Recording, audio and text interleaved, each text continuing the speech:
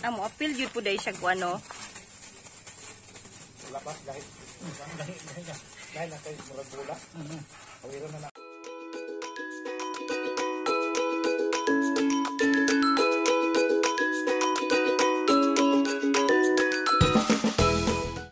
Hello mga ka-off duty! For today's video ay titingnan natin kung paano ginagawa ang artificial insemination sa ating mga aso. Atin pong sisilipin kung paano po kinukuha ang binhi ng lalaking bully at ang paglalagay nito sa babaeng bully o ang artificial insemination. Ito po ang aming babaeng bully na nagngangalang Inday Sara. Napakabait po ng bully na ito. Nasa 9 days na po siya mula nang nag-menstruate, kaya ito po ang pinakamainam na araw na siya ay fertile. Ito naman ang aming male bully na si Wyber. At makikita mo, napaka-kondisyon po ng katawan na aming male bully. So sa pagkukuha pala ng simelya ng mga lalaking bully, kailangan mo ng malaking plastic cellophane na ibabalot mo sa ari ng mga aso. No, ganyan. Tapos, imamasturbate mo yan manually. Tapos, pag nalabasan na yung aso mo, masasalo po sa plastic cellophane yung similya niya. So, mas maigi yung malaki yung plastic cellophane para hindi ka po mahihirapan gumalaw. So, ayan na po, makikita nyo, tumutulong din po ang aso na makalabas yung similya niya kahit siya ay minamasturbate mo. So guys, sa pagmamasturbate mo ng aso, mafe-feel mo daw na lumalaki yung kanyang ari at saka meron ka daw makakapa na parang bola sa ilalim. At yun daw ang yung hahawakan kapag nagpapalabas na siya ng kanyang similya. Dapat hawakan mo daw yon, wag mong bibitiwan kasi papasok sa loob ang kanyang ari. So hindi ka makakakuha ng kanyang similya. Madali lang po siyang nilalabasan kapag kondisyon po ang aso natin. So, ayan, makikita nyo na tumutulo na po yung kanyang similya. Ang pink object na yan ay ang kanyang red rocket or yung kanyang ari. So, makikita nyo dyan, lumalabas na paunti-unti yung kanyang similya. So, kapag nag-start ng lumabas ng similya niya, pwedeng hindi nyo na i-masturbate o antayin nila lang na maubos na yung pagtulo ng kanyang similya galing sa kanyang ari. So guys, titingnan nyo yung puwetan ng inyong aso. So pag nakikita nyo na nagko-contract yun, so ibig sabihin nagpapalabas pa siya ng kanyang similya. So hindi pa siya tapos. So wag po nating madaliin ang ating aso, no? Ang minimum pala na nakukuha natin sa ating mga male bully ay nasa 3 ml.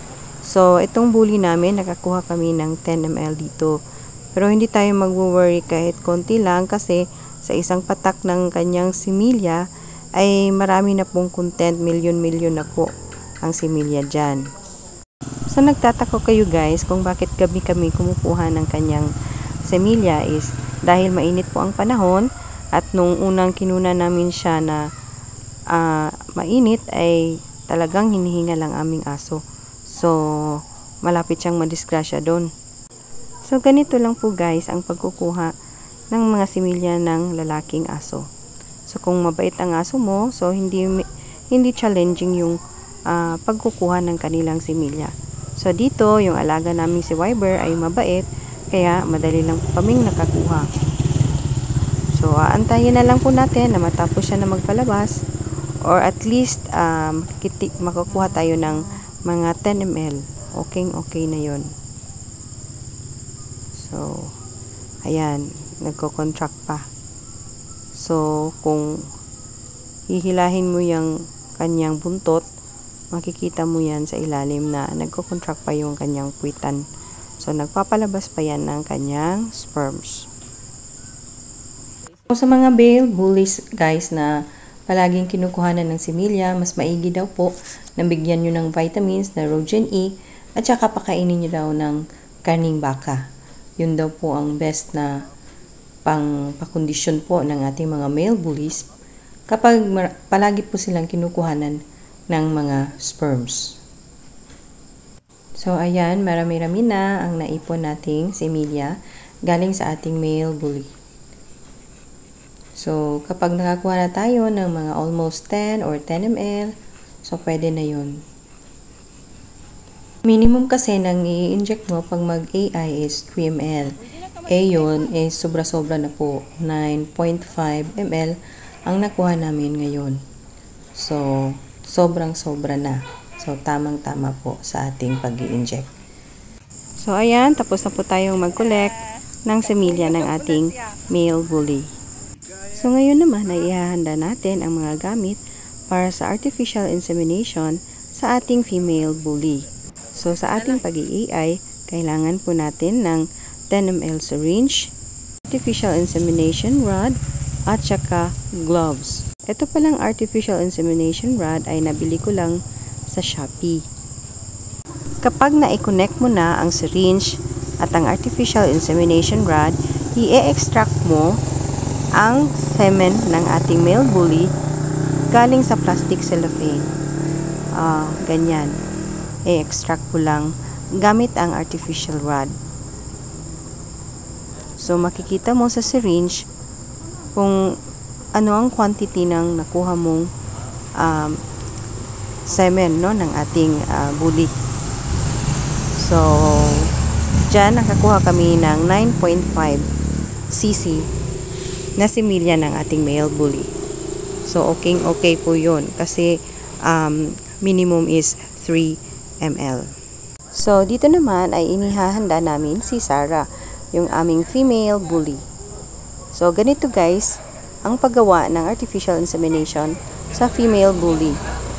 Unang-una ay stimulate mo ang kanyang ari para po ganahan ang ating female bully. So, makikita mo na ready na ang ating female bully kapag hindi na siya gumagalaw. That means na ready na po siyang insertan ng ating artificial insemination rod. So, ganun po, i-stimulate nyo lang ang kanyang vagina. Tapos, hahanapin nyo, may 2 butas daw po yan. Yung ari niya na papasukan ng artificial insemination rod ay yung pataas, no? Pataas. Tapos, yung pababa kasi ay yung agusan ng kanilang mga ihi. So, ang gagamitin natin ay yung ating hinliliit, no? So, mahahawakan mo doon sa ilalim. I-stimulate mo. Tapos, iti-trace mo sa ilalim kung saan banda doon itutusok natin ang ating artificial insemination rod. So, wag po nating madaliin, no, ang ating aso. Kailangan po ready po siya para madali lang po tayong makapasok sa kanyang vagina. So, mapifeel nyo po raw sa ilalim kung saan yung lagusan. Tuloy-tuloy lang po daw yon at mapifeel nyo hindi po nasasaktan ng ating aso. So, pag na-locate nyo na yan, kung saan natin itutusok at medyo kalmado na ang ating aso, so, pwede na nating ipasok ang ating artificial insemination rod. Kailangan din, pagtusok natin sa ating artificial insemination rod, ay ginaguide po ng ating hinliliit, no? Para mapunto niya kung saan po papasok ang rod. So, i-guide ng ating hinliliit. Ang posisyon naman ng ating aso ay medyo nakadapa siya, no? Elevated yung kanyang puwitan, tsaka yung ari, yung 2 paa niya, tsaka yung ulo nasa ibaba. Mas mabuti na may assistant tayo kapag nagpe-perform ng AI. So, dito guys, gina-guide na ng ating hinliliit ang ating artificial insemination rod. So, na-locate na niya kung saan ipapasok. So, dahan-dahan lang guys, baka masugatan po ang ating aso, no? So, mag-ingat po tayo, dapat hindi po siya masugatan. So, mafe-feel nyo dyan guys, kung gusto na ng ating doggy na mapasok yung kanyang ari. Kasi, hindi na po siya gumagalaw. So, kalmado na po siya. So, yun na ang time na pwede na natin lagay ang ating artificial insemination rod. So, dahan-dahan lang. So, pwede mo ring ikot-ikutin yung artificial insemination rod kapag may na-feel ka na hindrance, pwede mong bunutin. So, hahanapin mo muli yung butas at i-guide mo na naman. So, medyo pasyensya lang tayo pag nagpe-perform tayo ng AI. Hindi po kailangan nagmamadali para naman masiguro natin na sakto po ang ating ginagawang procedure. Sa pagpasok naman ng ating artificial insemination rod, ay kailangan 3/4 ng artificial insemination rod natin ang nakapasok sa po natin i-inject yung ating semen. So dito medyo malayo-layo pa, so hindi pa po ito eksakto na i-inject ang ating similya. So malayo pa, so pwede mo yung ikut-ikutin, ganyan. So malapit na, ayan.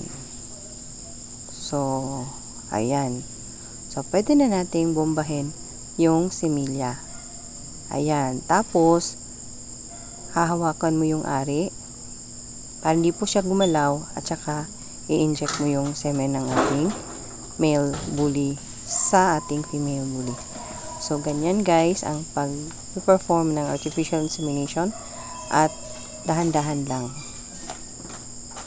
So, ganyan. Pagbunot mo ng ating artificial insemination rod, ilagay mo sa ilalim.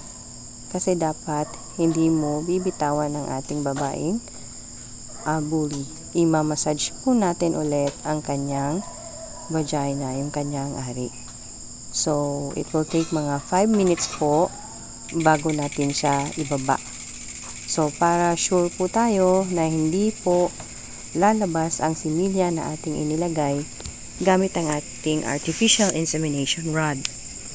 So, kailangan ng mahaba-habang pasensya kasi it takes pa 5 minutes bago matapos ang ating artificial insemination. So guys, pagkatapos ng ating artificial insemination, kailangan po ang ating mga female bully ay nakakulong. So, hindi siya dapat gumalaw-galaw para hindi po naglag yung similya niya. At hindi po siya paliliguan ng mga 50 days. Di po siya paliliguan. So, para sure po tayo, dapat hindi po gagalaw-galaw ang ating male bully. Dapat sa maliit na kulungan na makaikot-ikot lang siya, so hindi na masyadong magalaw. So, ganyan lang po guys ang kumpletong paggawa ng artificial insemination sa ating mga aso. Sana may natutunan kayo sa ating video ngayon at huwag niyo naman pong kalimutan mag-subscribe sa aking channel, paki-like and share na lang din po ng aking video. So maraming salamat po sa panonood ng aking video and God bless us all. Ito po ang inyong off-duty nurse signing off.